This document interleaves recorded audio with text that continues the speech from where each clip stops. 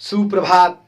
आज मैं हिंदी जागृति पथ में आप लोगों का वो मंत्र देने जा रहा हूं जो जीवन को सफलता की तरफ ले जाएगा। जिससे बच्चे आज बहुत परेशान हैं कि किस तरीके से, किस ढंग से हम पढ़ें कि याद हो जाए। क्या कारण है कि कुछ भी पढ़ते हैं याद नहीं होता है। तो आज इसका हम आपको कारण और निवारण दोनों पर बताने जा रहे हैं। तो देखिए कैसे हम पढ़ें कि हमको याद हो जाए। इसकी तरीकाओं के विषय में हम वर्णन करते हैं।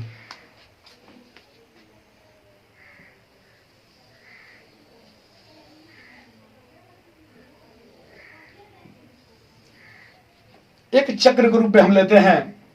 इसको हम 4 पार्ट में बांट लेते हैं। पहला पार्ट का नाम रखते हैं हम योजना, जिसको हम प्लान बोलते हैं। दूसरा कार्य यानी वर्क। तीसरा जांच।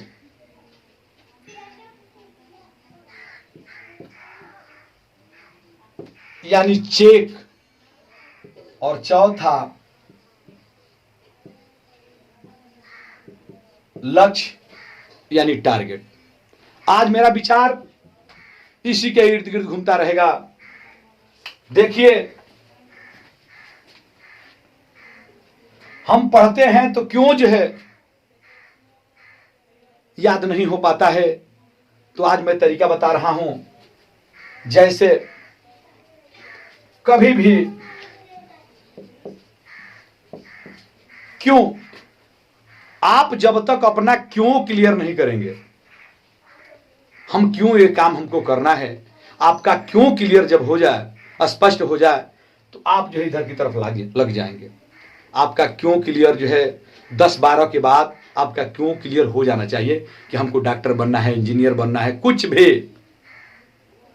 और केवल क्यों जान लेने से कुछ नहीं होने वाला।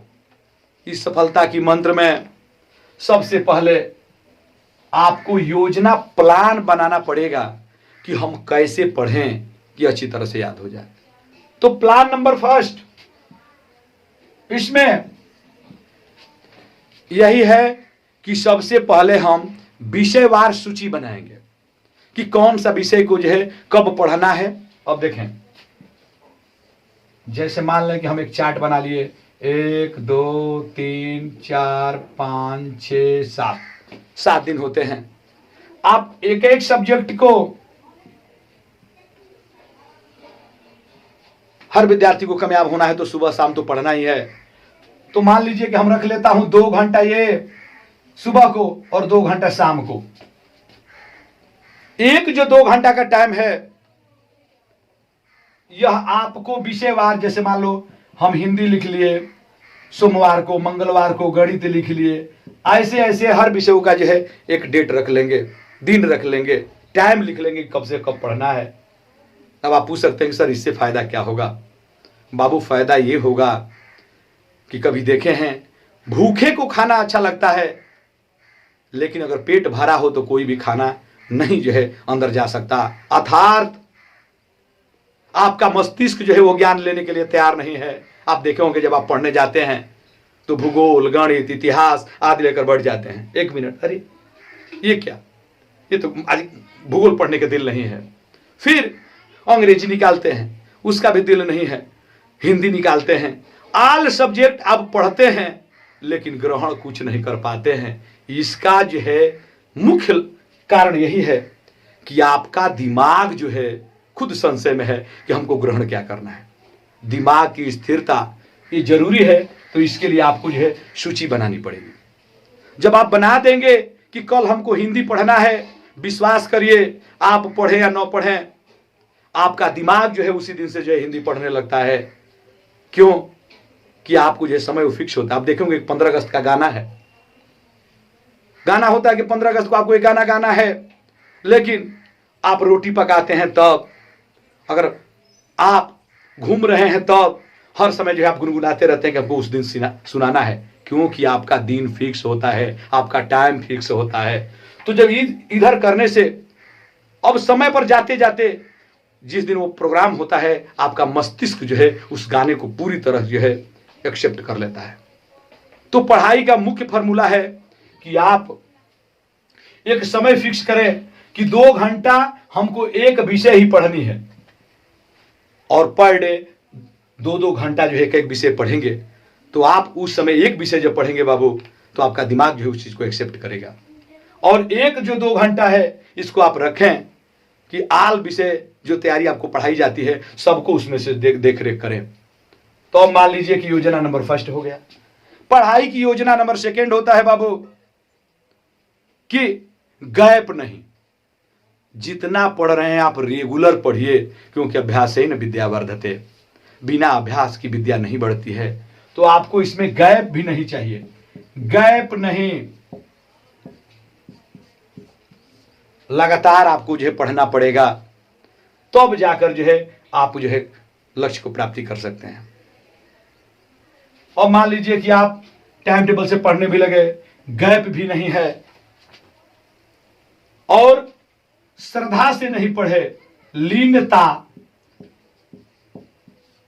लीनता भी जरूरी है। लोग कहते हैं कि पढ़ाई में पागल होना जरूरी है। तो आप पढ़ाई के लिए जब पागल हो जाए, लीन हो जाए, तो जो है आपकी योजना में ये तीनों जो है फिक्स आते हैं। योजना तो बना लीजिए, बिना योजना का कुछ नहीं होने वाला है।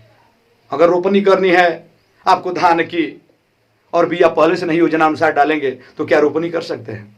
हर चीज में, हर जो भी कुछ है वहां पर आपको योजना बनाना पड़ेगा। चलो मान लो योजना भी बन गया, लेकिन आप कार्य नहीं किए, तो क्या आपका जो है लक्ष्य मिल जाएगा? योजना के अनुसार आपको काम भी करना होगा, कार्य। और कार्य कैसे करेंगे बाबू? कार्य भी हार्ड वर्क, स्मार्ट वर्क 2 तरह से होता है। बहुत लोग कहते हैं कि जो दिमाग से किया जाता है स्मार्ट वर्क है, जो शरीर से किया जाता है जो है हार्ड वर्क है, लेकिन नहीं, हार्ड वर्क में भी स्मार्ट वर्क है। एक मिस्त्री है जो है हार्ड वर्क कर रहा है, ईंट बना रहा है, लेकिन उसमें भी अपना माइंड लगाता है, दिमाग लगाता है, वो कुछ अलग कला दिखाता है, तो वहां उसका स्मार्टनेस आ जाता है। आपको कार्य करना है, लेकिन कार्य में भी जो है चतुरता दिखाना है, निपुणता दिखाना है, और कार्य करेंगे तो आप योजना भी बनाएं और अपना कार्य भी बना दिए। कार्य भी अच्छे तरह से हम कर रहे हैं, लेकिन एक बात ध्यान दो, अगर आप जांच नहीं करते हैं, यहीं पर आज के बच्चों का मुख्य कमी यहीं पे है। हम योजना भी बना लिए, काम भी कर रहे हैं, लेकिन उसको हम चेक न करें, जांच न करें, तो क्या हम लक्ष्य की तरफ पहुंच सकते हैं? हम खेती कर दिए हैं, देखने न जाए कि एक ही बार काटने के जो है समय पर जाएं, तो क्या जो है गेहूं मिल सकता है हमको, या धान मिल सकता है? वहां देखना पड़ता है कि पानी की कमी तो नहीं हुई, कीट तो नहीं लगे, कब जो है पानी की जरूरत है, दवा की जरूरत है। उसी तरह पढ़ाई में भी आपको जांचना जरूरी है कि हम कितना जानते हैं, कितना भूल गए, क्या हमको आ रहा है, कहां से कमी है, इसका कारण क्या है कमी होने का। जब लगातार आप जांचते रहेंगे तो आप 3 काम कर लिए। अगर योजना भी बना दिए, कार्य भी बना लिए, कार्य करने लगे योजना के अनुसार, और जब जिस दिन आप जांच करने लगे तो सफलता ऑटोमेटिक जो है आपको मिल जाएगी। लेकिन इस पर जो है आपको फोकस करना होगा, क्योंकि बिना संघर्ष का कुछ होने वाला नहीं है।